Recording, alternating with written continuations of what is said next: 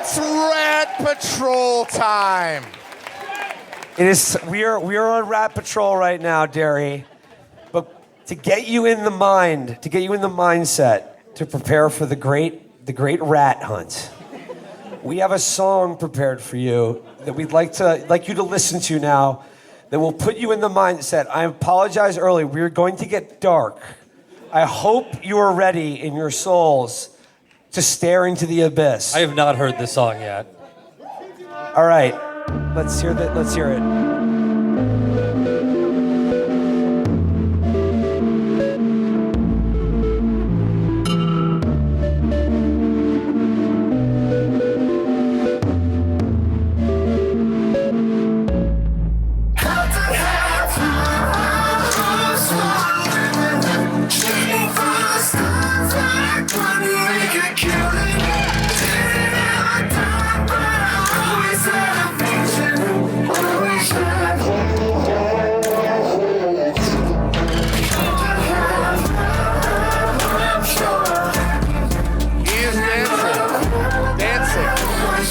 He says that he will never die.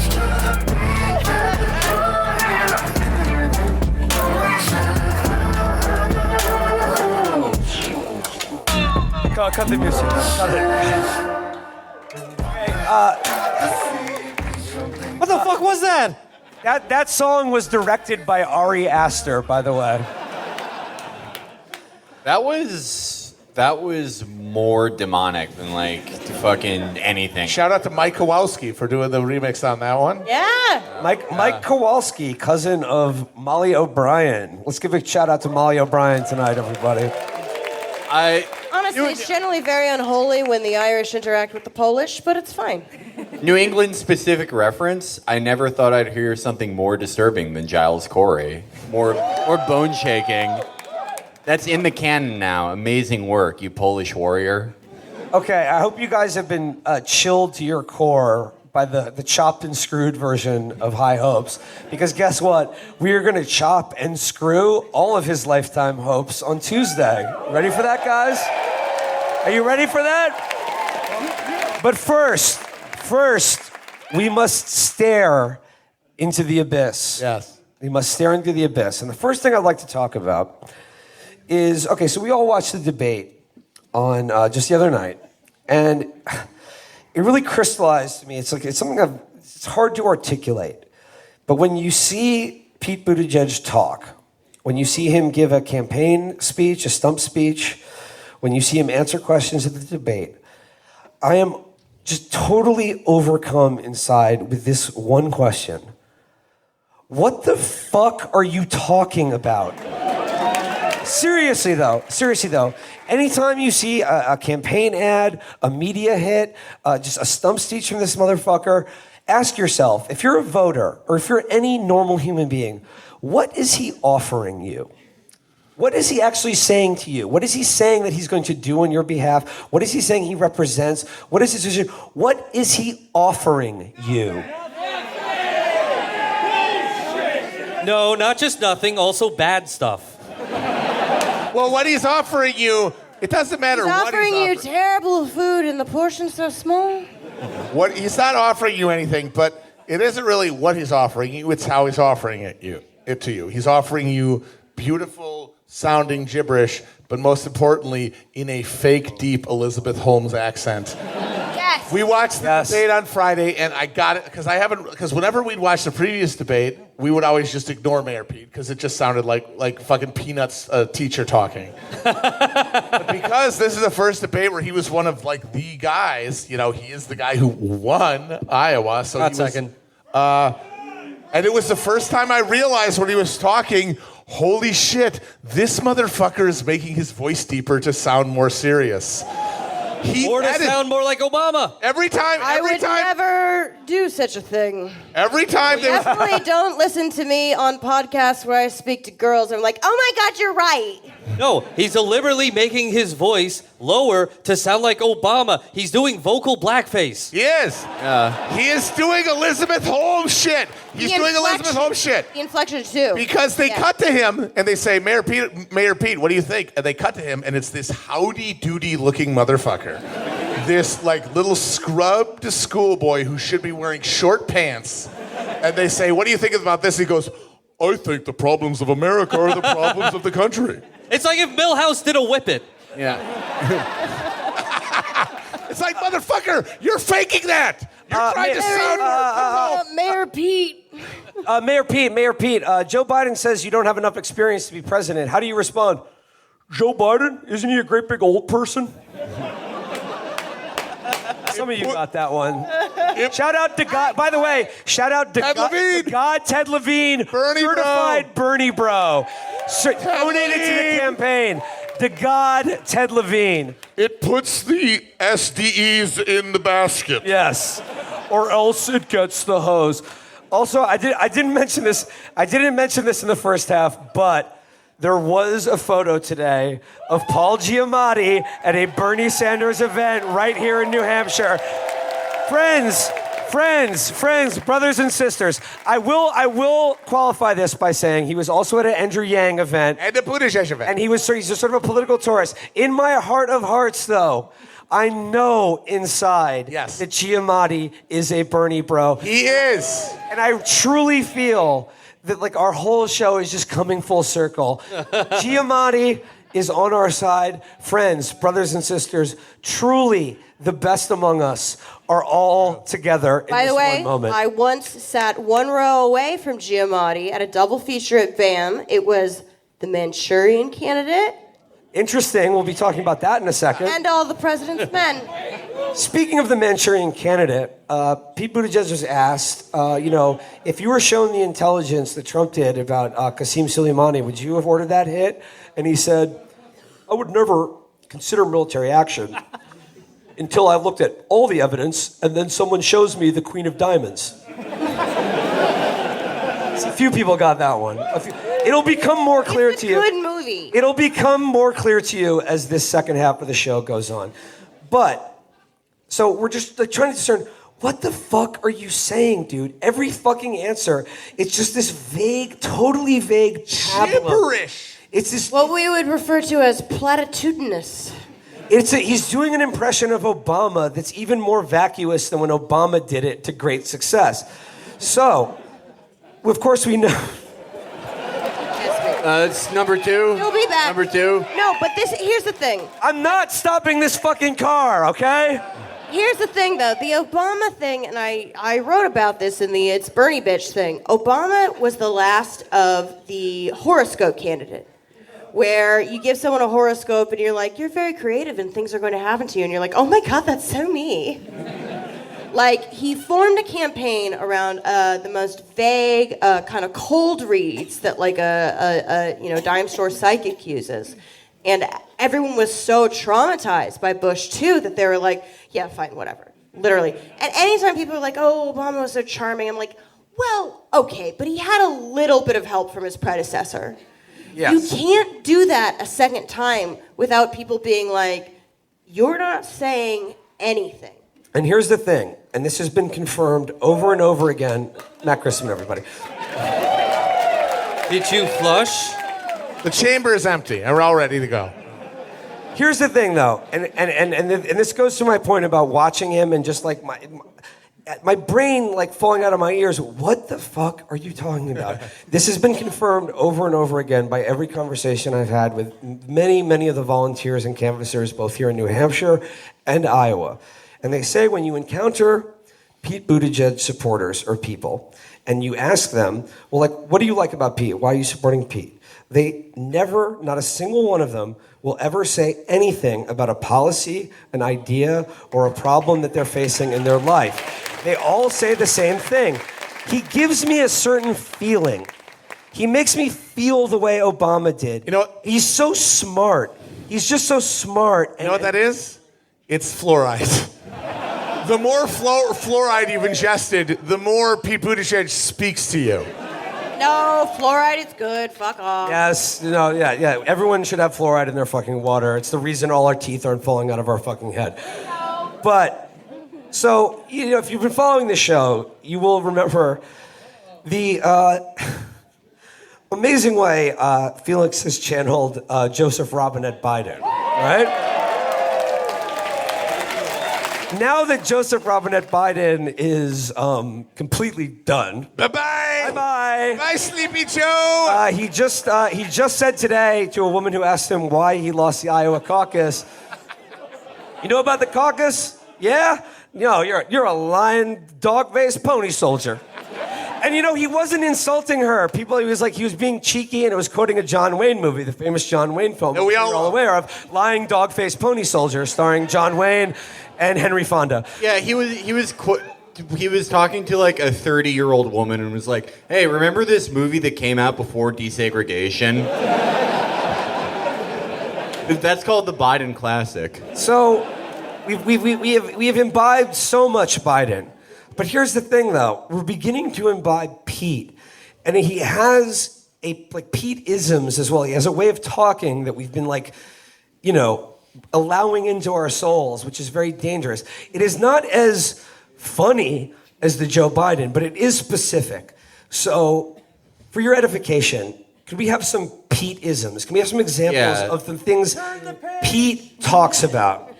All right. How he sounds, or his way of talking without talking or saying anything. There are two types of Pete-isms. There's one that's almost like a joke, if an AI told a joke. And that is when Pete says things like, well, the community that I'm from, we care less about the NASDAQ and more about building a coat rack. It will be something resembling it gets worse, believe me. Painful. Where I'm from, we care less about the school's Montessori and more about raising our son Corey. And that's almost like the least evil type of Peteism, because it's like the robot wants to be part of humanity, kind of, and there's a spiritual yearning, and you wish you could update his... To know the human, to love the human. You wish you could update his NVIDIA settings to get that done, and we wouldn't have to go through this whole thing. It's sad because he kind of feels pain. Oh, yeah, he definitely does. There's pain in that little Arthur fist he makes. There's pain. But the second type of Pete thing, I think, is the most evil, because it's the spell he casts over people. It's like his magic. And that's when he starts with something and then ends with the opposite. And it'll be something like, a nation that fails to heal division is a nation that divides into failures. Yep. And it's truly sickening. Awful. And it gives you the illness known as diarrhea, too. My main problem with him is, sir, how dare you plagiarize an American poet like Bob Seger? I know. With your fucking turn the page bullshit. You didn't think of that. You didn't build that, sir. The Silver Bullet Band built that. Detroit City. Out of Detroit motherfucking City. Yeah. A true Midwesterner, Bob Seger. Absolutely. Yeah. Well, but that's also Pete's thing too, is that he doesn't have any particular personal appeal, so he does kind of a weird plagiarism, but it's the strange sort of off-brand version of whatever. He's the off-brand Obama. He's the off-brand Bob Seger. Yeah. He has no individual identity. He mainly preys on people's intellectual and political insecurity. Yeah. Which, as socialists, I think, if you're in this room, you're a little pink, if not red. What we do is not make people insecure. That's liberal bullshit. That's technocrat bullshit. That's okay, well, you don't understand the caucuses. Whereas we're no one understands the caucuses. They're fucking stupid. They're dumb, and they're intentionally obfuscational. But Mayor Pete's thing is very much preying on people's insecurities. And what we want to do is embolden people and be actually, your instincts about this are probably right. Yes. Yeah. Yes. You don't need this fucking Chuck E. Cheese animatronic to lead you through politics. And I'll tell you another thing. Okay, I'm sorry, but Cory Booker is actually the animatronic. Yeah. He is the animatronic. He's like a Furby. He is the Cory Booker is the Chuck E. Cheese where they drop water on him and sparks start shooting out of his head. Mayor Pete is the drummer who's keeping the beat like that. Yeah, no. To what Amber said and what Matt said about him ripping off Bob Seger, his only night moves are discarding dog carcasses at night. Just like Frank Unloading Sheeran. them. Like Frank Sheeran and the Irishman dropping him off bridges. Night moves. Just a montage of him dropping wrapped packages into rivers in swing states. So we talked about this backstage, Felix. If you want to have a Pete Buttigieg off, I'm game. Let's roll. Let's vibe. Are you guys ready for this? I wrote these down. Your in the past soul, 5 minutes. your souls You got will 5 be seconds to place bets. Your souls- I'm gonna be honest. I'm going for Virgil. your souls will be placed at hazard. But let's do this. Felix is consistent. Virgil does the Hail Marys. All right, who wants to go first? Felix. Let's do a coin toss. It's like the Iowa fucking caucuses. Oh. All right. If Virgil wants me to go first, I'll go first. In the communities that I represent, people don't care so much about stock options as about chicken soup stock options. All right. Pretty bad. Pretty bad. How's Pretty this? dog shit. Here we go. President Trump says that facts don't matter. Well, I believe in the passion of our dreams as a matter of fact. Whoa. I'm feeling good about Oh, my bet. Felix. Felix, I would love it if you showed me up. Okay. Oh. All right. We're fucking rolling, actually. Okay. A president that uses the office for personal gain is the president who leads to the loss of a nation. Ooh. Okay. I got some lose yourself shit right here. I hope you guys liked that song earlier. All right. Virgil, spit.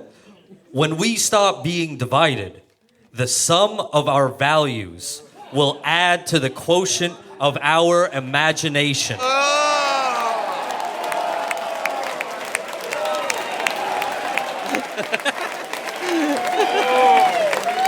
Oh, my stomach. I have resisted whatever disease you people have had for 2 weeks, and I just felt my white blood cells spontaneously. Well, get ready to vomit. Oh, God, no. When the weight of our conscience is heavier than the weight of our divisions, that is when truth elides the path of our liberty.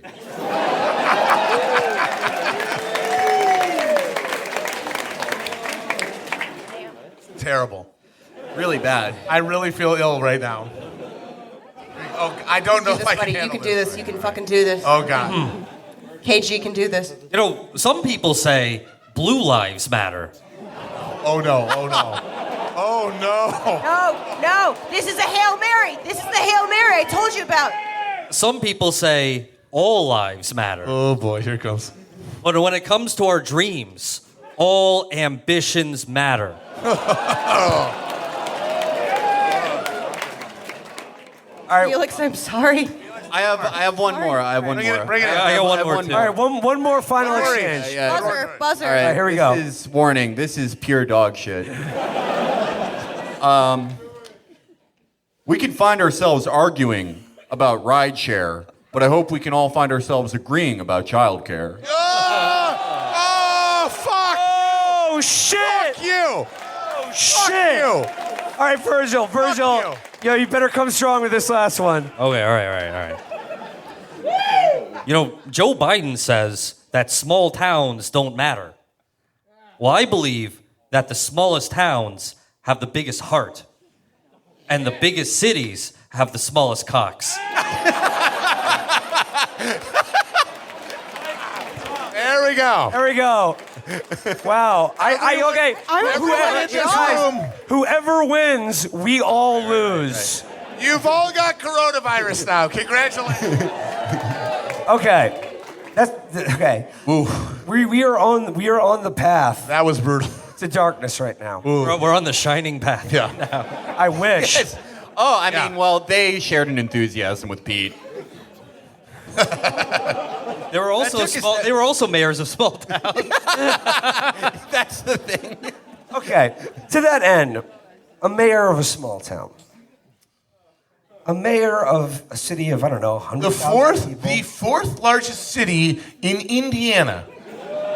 A state that is in the bottom half quartile of population. So, right. One term, the most votes he's ever gotten up until Iowa is probably 8,000 people in a municipal election in a college town in Indiana. And not even the big college. Yes, not even the big one. Bloomington. Bloomington's the big one, yeah. Bloomington, Indiana, Tree City. So, Got any Hoosiers? we got some Hoosiers? Hoosiers! Okay. So, We're mean and dumb. Yeah. Just a small town mayor living in a rodent lair.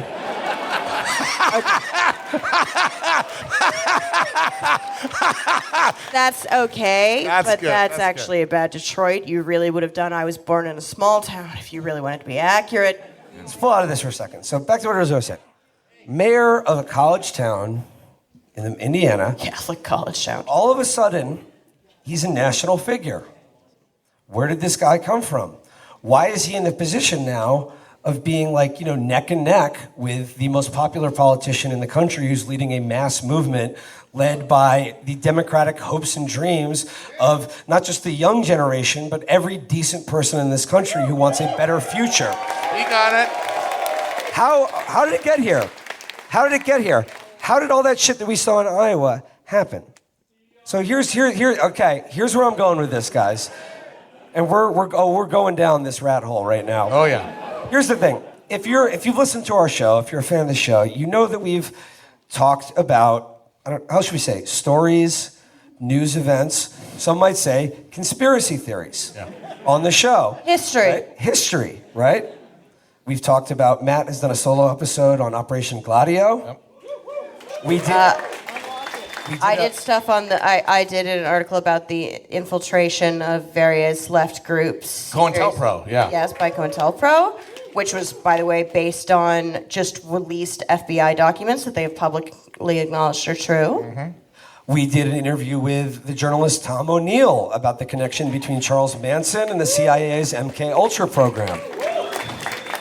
And of course, we have talked extensively about the Jeffrey Epstein case. Now, what do all of these stories, shout out TrueAnon, yeah. Now, what do all of these stories, TrueAnon live in New York, March, by the way. By the way, We will be there. Spread the word now as well. We're closing out this tour in San Francisco. Special guests, Brace and Liz from TrueAnon. They will be at our live show in San Francisco. I'm announcing that now. So, we've talked about these stories, right? What do they all have in common? They all have the veneer of what some might call conspiracy theory. But on some level, they're only based on nothing that requires any huge leap of faith on your part or incredible evidence that, we need to tell you or are holding back from you. Yep. These are stories that are assembled based on basic matters of public record. Yes. When you add them up, just think about it this way. In each one of them, you add them up and the official story is simply incredible. It doesn't make any sense. Whether it's Jeffrey Epstein, Manson, Gladio, think Epstein now, right? So when you begin to assemble these facts or go down these various rabbit holes or look at the bigger picture, you will never ever get, and this is what Tom O'Neill said to us that's very important, you will never ever ever get to a point of capital T journalistic truth that can be published in the New York Times or ever achieve a level of closure, satisfaction, or justice that these things shout out for. It will never happen. But if you begin to look at everything together, they all take on a similar shape. So, keeping that in mind, we would like now to share with you another story. We would like to paint a picture for you now, again, based solely on matters of public record, media accounts, and things that we all know. We are going to assemble these facts for you to tell you another story. You can believe it is a story, a conspiracy theory, 100% true and accurate, or somewhere in between all of them. But there is a story we'd like to tell you tonight that rhymes with all of these other things that we've talked about on the show. And that is the career and now emergence on a national global political stage of former South Bend, Indiana Mayor Pete Buttigieg. You guys ready for this? Okay. So this is... Matt is going to go off now. Matt, okay, you guys, we're going to let Matt open up the throttle now, ladies and gentlemen. Just so everyone knows, I sacrificed my sanity long ago on the altar of truth-seeking, and this is just part of that journey. But I just remind myself that all things serve the beam, and it makes it okay. Oh, and by the way, very, very quickly, anyone out there who's a reporter for New York Magazine, Politico, The New Yorker, The New York Times, The Washington Post, anything like that, this is off the record, okay? Okay. So And if you have a hidden camera, could you please leave? All right. So I first became aware of Peter Paul Montgomery Buttigieg in 2017. Okay? And that was during the race to replace whoever the fuck it was. Oh, Debbie Washington Schultz as DNC chair. And famously, Bernie put forward his ally, Keith Ellison, as DNC chair. And it looked like he was just going to get it. And it was going to be sort of like, it was going to be the consolation prize that the Hillary campaign gave to Bernie. All right, fine, you're in good. But Barack Obama said, no, I'm not giving control of this party up. And so he got Tom Perez, the skeleton man, the living version of the Crypt Keeper, to be his guy. But he wasn't the only one. Pete Buttigieg also ran for DSC chairman. And I remember that's the first time I encountered his name, and I saw him in the lists, and I thought, first of all, I was like, what is that last name? And then I looked into it, and I thought was, who the fuck do you think you are? You're the mayor of South Bend, and you're trying to be the chairman of the Democratic National Committee? That is an insane overreach. And he was defeated handily. I'm from Indiana, and hugely punch above my weight, and even I'm like, okay, calm down. Yeah. So, but then he was gone for a while. And then he says, I'm running for president. And I thought, okay, this guy has some sort of disease that he doesn't realize what he is. Yeah, the hantavirus. Yes.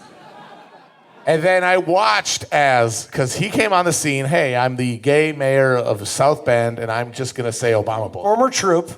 Former troop. Yeah. I'm going to say Obama bullshit. But the thing is, there were a ton of people who were running in 2020 as, I'm just going to say Obama bullshit.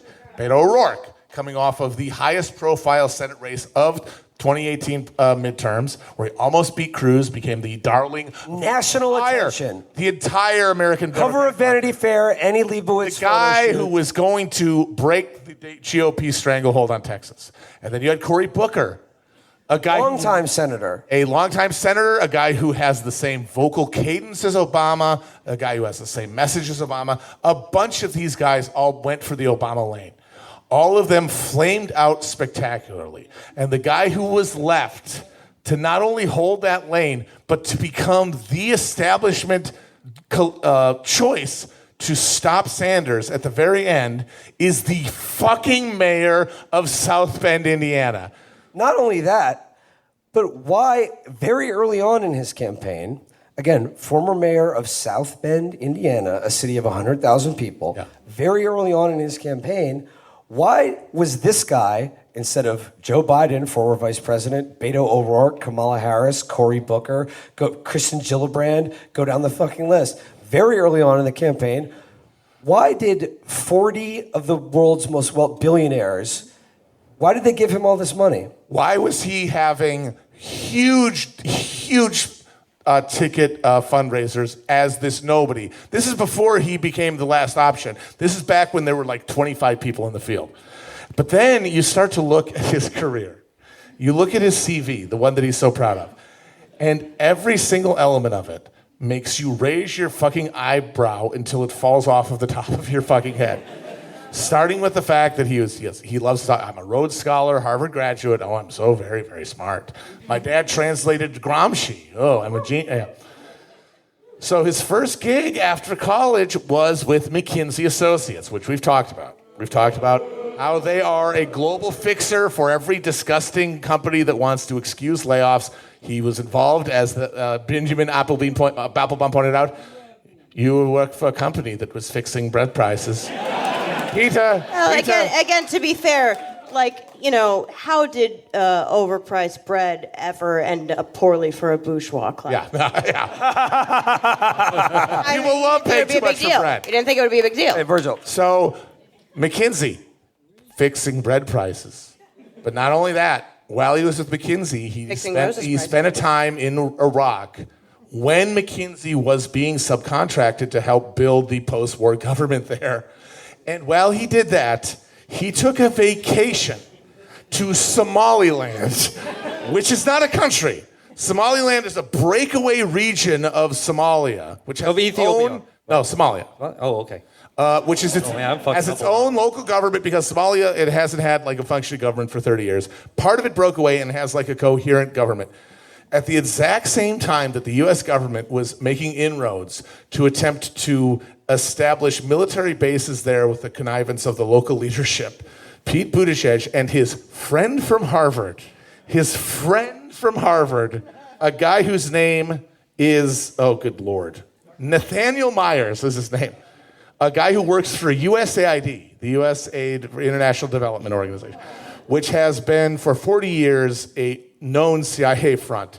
His current job, according to LinkedIn, is Senior Transition Advisor, referring to the governments that we overthrow. Not kidding, as in they send guys like him in to like staff the new governments after we've nuked Crater. So this guy and Pete went to Somaliland and they published a New York Times op-ed about the need for Somaliland to become an independent country. Literally doing like PR on behalf of this organization, this government, so that they could make some sort of sweetheart deal with the government. Then he joins the. But at the same time, all of this is going on. U.S. operations in the Horn of Africa are going way up. Yes, up. Our base in Djibouti there is like one of the most important nodes for counterinsurgency in the Middle East completely. Whenever they do lists of how many places of the U.S. bombing, the one thing that no one can ever get are the weird North African countries. Yeah. No, Somalia big time, and it's all coming from the base in Djibouti, very near Somaliland. So the U.S. was in the process of trying to make relations with these local leaders. And this motherfucker and his friend from USAID write an op-ed that gets published in the New York Times to talk about how the Somaliland is going to be a new front for democracy and we need to support it. Then he joins naval intelligence and goes to Afghanistan. The Navy, famously necessary to get intelligence in landlocked Afghanistan.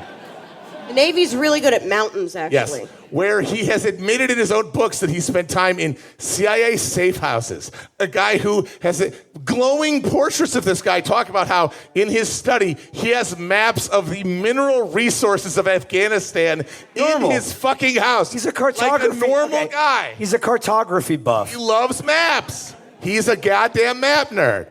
So this is a guy whose entire career before he becomes mayor is pure intelligence.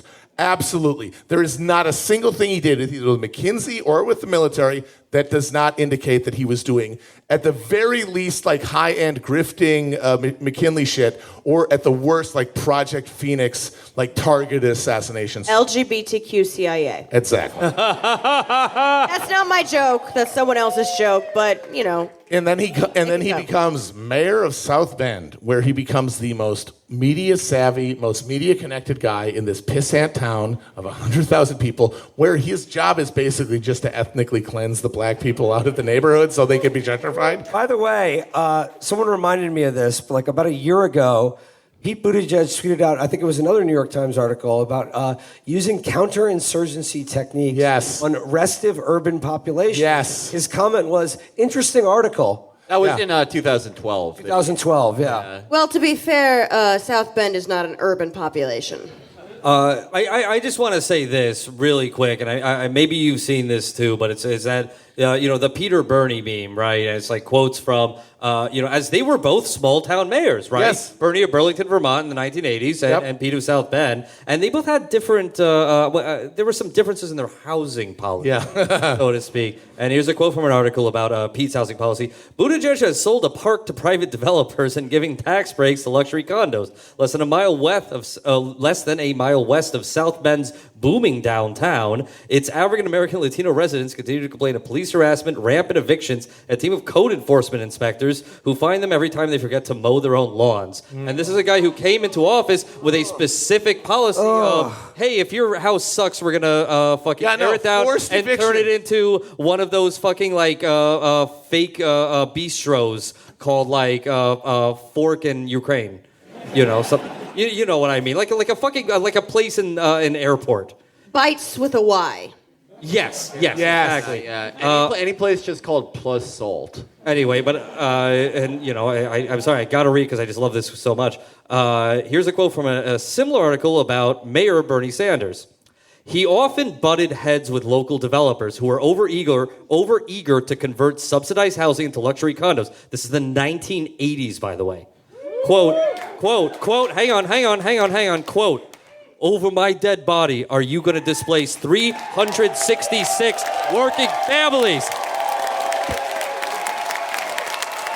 He's so good. And the way you need to think about Mayor Pete, again, is, I don't know if anyone here has ever lived in a college town not as a student. Okay, well, it's garbage. It's fucking garbage. Basically, you just get abused by grad students while serving them drinks. That's the Mayor Pete thing. His job was serving the tourists that came in through fucking Notre Dame who would be gone in 4 years to whatever, open up speedboat dealerships or whatever, and just fucking the people that actually lived there. Yes. And so, the most clear-cut moment of the debate was when the moderator actually nailed him to the fucking wall about his record of how the arrests for marijuana use among black youths while he was mayor spiked through the fucking roof.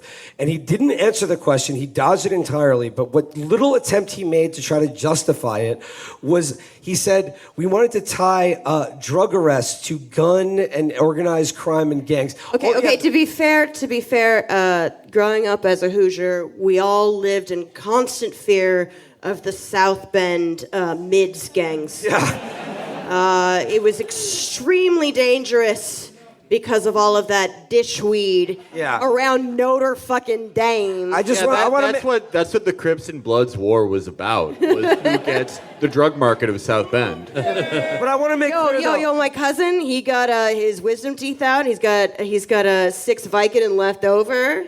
Dangerous shit. That guy's the El Chapo of South Bend. I want to make clear, though, that his justification for prosecuting a brutal drug war of, let's say, surveillance, incarceration, and, oppression. Again, by the way, the students of Notre Dame in South Bend had no problem. Touchdown Jesus was not going to fucking jail for These people are not being policed. That's the fucking town gown relations. To the extent that he tried to answer that question at the debate last night, the justification that he gave for it is identical to the one that Mayor Michael Bloomberg gave for his stop and frisk program in New York City for years and years and years as his 3-term fucking tyranny of the city I fucking grew up in. So Mayor Pete spends 2 terms as mayor of South Bend, just doing ethnic cleansing on behalf of developers, and also trying to get out of fucking Indiana because he has no chance of getting a statewide race. He ate shit running for state treasurer, couldn't fucking win that race. I mean, I believe he was running against just like a fucking, just like a barrel with a smile on it, and he still lost. We do have a lot of those. But anyway, so then he gets to run. And as I said, he's running against one of the biggest fields they've ever had. Governors, senators, half of them just trying to run the Obama playbook. All of them fall away, and he's the last one left. And he is the one that the media is willing to go to bat for and lie on behalf of after he stole Iowa and give him tried to steal Iowa. 70, but they gave him 72 hours of pure he won Iowa propaganda coverage. And you're like, why the fuck would you do this to this fucking pissant? And if you guys want to really destroy your brains, look up something called Operation Mockingbird, which is a CIA operation that was uncovered by the Church Committee in the 70s, whereby the CIA was suborning through blackmail and bribery the acquiescence of foreign and domestic journalists to literally parrot what they wanted to be said. And they said after they got caught, we're not going to do it anymore. But man, if you believe that, I got a fucking bridge to sell you in Brooklyn. Would you like to just to close out, would you like to share who one of Pete Buttigieg's biggest campaign contributors is? So if you guys are aware of a guy named... Okay, look, I got the name wrong when I was filling out the Act Blue form. And, you know, some of his policies are okay. Okay, so if you guys are aware of a guy named Jeffrey Epstein, right? Okay, we all know all the billionaire scumbags who were on his jet, were friends with him, etc. One of the big ones was a guy named Glenn Dugan. He is married to a former Miss Sweden who is Jeffrey Epstein's former girlfriend from the 90s before she aged out of his preferences. And they not only are friends with Epstein, after Epstein got out of his fake imprisonment, his fake year of service in Florida and tried to move back to New York, and he wanted to get his sex offender registry expunged. And his wife, Glenn Dugan's wife, wrote a letter to the DA saying, Jeffrey Epstein is an upstanding man. I would let him alone with my teenage children. I love him. He's fine. They literally said that to try to get him. And by the way, apparently, according to a number of sources, there was an effort shortly before he ended up getting in trouble and going to jail where he was going to marry their daughter so that he could start reproducing and creating those monstrous Epstein clones that he was thinking about. That guy, Glenn Dugan, maxed out donor to Mayor Pete. And you guys are aware, of course, of the Shadow app, right? The one that fucked up Iowa on purpose. The main funder of that app is LinkedIn and Netflix honcho Reid Hoffman, if you know who that is. Reid Hoffman was essentially the guy who laundered Jeffrey Epstein's donations to the MIT Media Center. He's literally his bag man. And he has his fingerprints all over the fucking Iowa caucuses. Fucking Mayor Pete is at the nexus of every black op CIA fucking thing in the last 30 fucking years. Before I can think of, yes. Is your, okay. His bladder is full of conspiracies. Okay, here's what I want to say. So, like, that's a narrative that you can create. Again, requires no leap of faith on your part. All of these things are part of the matters of public record. And I remember early on the show when we were making fun of Pete by calling him Agent Pete or saying he's a CIA op. And of course, I was half kidding then. Am I half kidding now? I will leave it to you, the audience, to judge for yourself. So I was joking about it online, and some, fucking globe emoji shithead replied to me and being like, oh yeah, real good idea by the CIA to just, have a mayor of South Bend run for presidency out of nowhere, right? Good investment on their part. And at the time in my head, I was like, you know what, there's a logic to that. Yeah, it kind of seems like a long shot, right? After everything you've just heard, doesn't it actually kind of make sense? Yeah, that is fucking weird, right? Because if you're a senator or a governor, you have power in your own right. Yes. You would not be a catspaw for the CIA. Exactly. Because that's the thing with Epstein. The reason they picked Epstein is because he had no independent power. He was just some asshole from Coney Island. Yep. He's just some asshole from fucking South Bend. They could run his shit. And by the way, while I was taking that leak, somebody who's some king or queen in the audience added me to tell me, thank you, I didn't know this, that another maxed out donor for Pete Buttigieg is David fucking Geffen. Oh, if any of you are aware of the Bryan Singer, West Coast Epstein shit, you know what that means. Okay, I can explain. Okay. But So we've given you one version of one sort of lens, Talk us down one it. heuristic through which to look at, the reality or facts that surround us. But there's another way as well, and we want to pull you back from we don't want to tell you this to drive you insane, because as Tom O'Neill told us about this, what would you do if you were looking into the Epstein case? And Tom O'Neill says, I wouldn't unless I was getting paid to. So unless you're getting paid, you should not. It's titillating, it's exciting, but it is also a distraction. So here's another way of looking at these same facts and reality. okay, let's say you're like me, and you believe that yarn is for knitting sweaters. You don't want to connect a bunch of things on a corkboard. And when the Epstein shit happened and everyone was freaking out around you, including your beloved podcast co-host, Normal, totally being normal. screaming about how the world is run by billionaire pedophiles, and you were like, yeah, obviously. And it doesn't really matter. Because fundamentally, your job is not to necessarily bring everyone in on the conspiracy that you thoughtfully have considered and maybe have developed an instinct about, because we don't need the conspiracy, because he's bad enough on his own. And that's the thing that you absolutely need to remember, because it is actually really important that we don't look crazy. It's really important that we don't look crazy. And for me, this shit, I think it started with actually the Catholic Church abuses, which is why, the whore of Babylon, I got my eye on you. I was just like, oh, at a very young age, I was like, oh, okay, well, clearly when there are really large, opaque networks of wealthy people that have formed their own institutions, they just all become pedophiles. Look, over a certain income level, you're going to fuck kids. I'm sorry, it's just true. Or you're going to be CIA, or both. But at the same time, you kind of have to internalize that shit and move forward. And you don't really have time to construct a corkboard full of strings of yarn and thumbtacks at every door. So knowing what you know, because we're a very specific group of people here, we're weird. We just have to acknowledge that as a hyper-politicized people, yeah, you're extremely normal. That is an extremely normal blazer you have on, and I definitely don't have vertigo, and you don't look like a butler in Tron.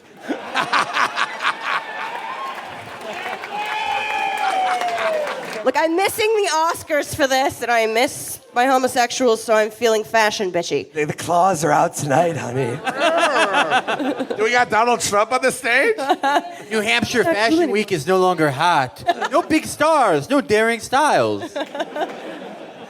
But it's not your job to go out and reveal everything to everyone at all times. You can have your instincts. And think of it as during the Epstein shit, I watched a lot of Coen Brothers movies.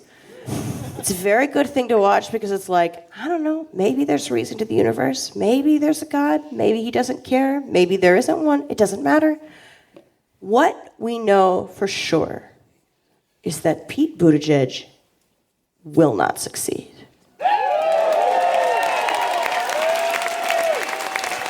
Whether he's CIA or just the kind of anti-Debs, as you will. Either way, you can have fun with it. If he is some up-jumped little piece of shit who's just got too big for his britches, you can feel the satisfaction of squashing Doesn't matter. and bringing him back down to where he belongs. And if you, like me, believe that he is a literal emissary of the deep state intelligence, attempting to sabotage. But maybe chill a little bit. Pull him back, Amber. If you believe that he is literally is here to short circuit a leftist movement, either way, it doesn't matter. It doesn't matter. Doesn't matter. You can either get the enjoyment of just watching this little umjup piece of shit get brought down to size, or you can come together and realize this is the evil. Like, this is the dark heart of America that prevents things from being good. And they are so fucking scared. They are so fucking scared that they got in front of their little fucking cauldron and they put in the nude eye and the bat ear and whatever the fuck and brought Bat forth soup? this disgusting bat soup? homunculus, Oh, we're and doing we bat soup. still fucking beat him.